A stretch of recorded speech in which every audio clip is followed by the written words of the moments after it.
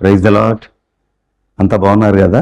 ప్రార్థన చేసుకుందాం. పరిశుద్ధుడైన మా తండ్రి, ఈ విలువైన సమయాన్ని మీరు ఆశీర్వదించి నీ కోసం వాడుకోండి. వాక్యాన్ని బిడ్డల హృదయాల్లో నాటండి. నన్ను యోగ్యునిగా చేయండి. యేసు నామములో ప్రార్థిస్తున్నాను తండ్రి, ఆమేన్. ఉదయకాల సమయంలో దేవుని వాక్యాన్ని మనము చదువుకుందాం.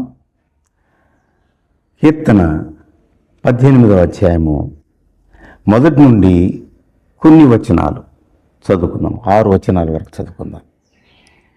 యెహోవా నా బలమా, నేను నిన్ను ప్రేమించుచున్నాను.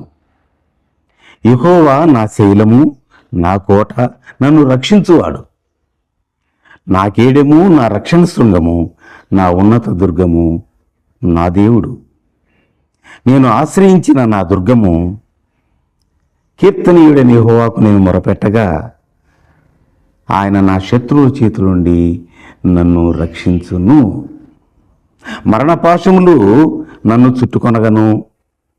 భక్తిహీనులు వరదవలే నా మీద పొర్లి నా మీద పడి బెదిరించినను.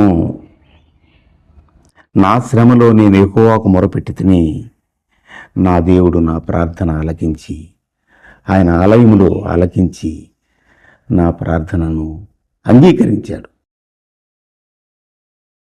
ఈ మాటలు దావీదు ఎప్పుడు రాశాడు? ఈ కీర్తనను ఎందుకు రాశాడు?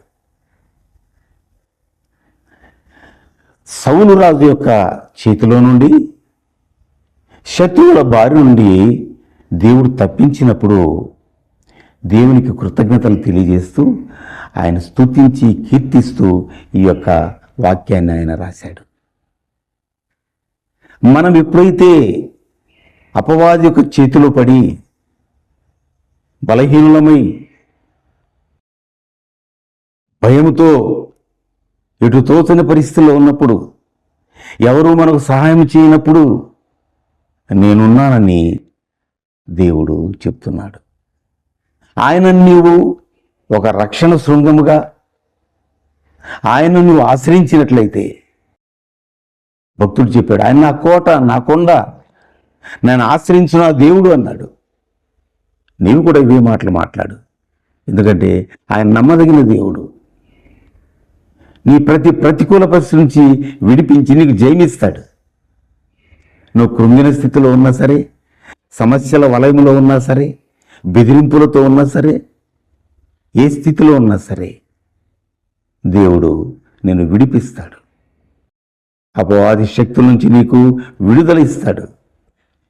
నీకు స్వాతంత్రం ఇస్తాడు. నీకు జయమిస్తాడు. నువ్వు కృంగిపోకూడదు. నీ బలహీనతలను నిన్ను కృంగదీస్తున్నప్పుడు బలమైన ఆ దేవుని నువ్వు ఆశ్రయించాలి. నీవు శత్రువులు, నీ అనారోగ్యం కావచ్చు, లేదా నీ చుట్టుపక్కల వాళ్ళు అవ్వచ్చు, లేదా నీ హృదయంలో ఉన్నటువంటి వ్యసనాలై శత్రువులై నిన్ను కృంగదీయవచ్చు. అవి ఏవైనా దేవునికి అసాధ్యమైనవి కావు. ఆయన అన్ని విషయాల్లో చాలిన దేవుడు, జయమిచ్చే దేవుడు. నీకు జయమిస్తాడు. దావీదులాగా ఆయన హృదయానుసారుడిగా నీ జీవితాన్ని ఆయనకు సమర్పించుకొని, ప్రభువా నా ప్రార్థన ఆలకించయ్యా అంటే నీ ప్రార్థన ఆలకిస్తాడు. దావీదు ప్రార్థన ఆలకించటంలో మరొక విషయం ఏంటంటే, దావీదు దేవుణ్ణి బహుగా ప్రేమించాడు. ఆ మొదటి వచనం అన్నాడు, నేను నిన్ను ప్రేమించుతున్నాను. నేను నిన్ను ఎంతో ప్రేమించుతున్నాను. అవును, ఆయన ప్రేమిస్తే ఆయన అన్ని విషయాల్లో మనకు సహాయం చేసేవాడై ఉన్నాడు దేవుడు. కనుక నిన్ను తప్పించాలన్నా, నీకు విడుదల ఇవ్వాలన్నా, నిన్ను ఉన్నత స్థితిలో ఉంచాలన్నా, నీకు నెమ్మది ఇవ్వాలన్నా, నీకు బలం ఇవ్వాలన్నా, నీ బలహీనతల మీద జయం ఇవ్వాలన్నా నువ్వు దేవుని ఆశ్రయించాలి. యేసయ్య మన కోసం బలవంతుడై ఉండి బలహీనుడిగా మారిపోయాడు. ఆ యొక్క కల్వరి శిలువలో తన శక్తినంతా, తన బలమునంతా, తన రక్తమంతా కార్చాడు. ఎందుకు తెలుసా? మనకు జయం ఇవ్వడానికి.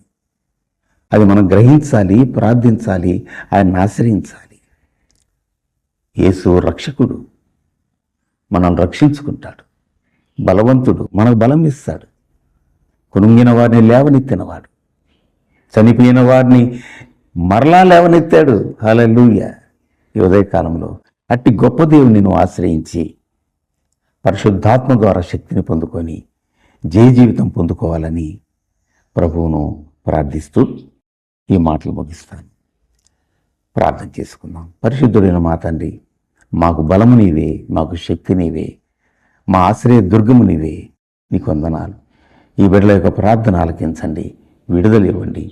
సంతోషంగా నీలో జీవించే భాగ్యం దయచేయండి. దుఃఖమును కొట్టివేయి నాయన, నిట్టూర్పును కొట్టివేయి నాయన, బలహీనతల నుండి, అనారోగ్యం నుంచి విడుదల ఇవ్వు నాయన. మీరే ఈ బిడ్డలను స్వస్థపరచండి, అన్ని రీతులా స్వస్థపరచండి. నీ నామానికి మహిమ తెచ్చుకోండి. యేసు నామములో ప్రార్థిస్తున్నాను తండ్రి. ఆమేన్. God bless you all.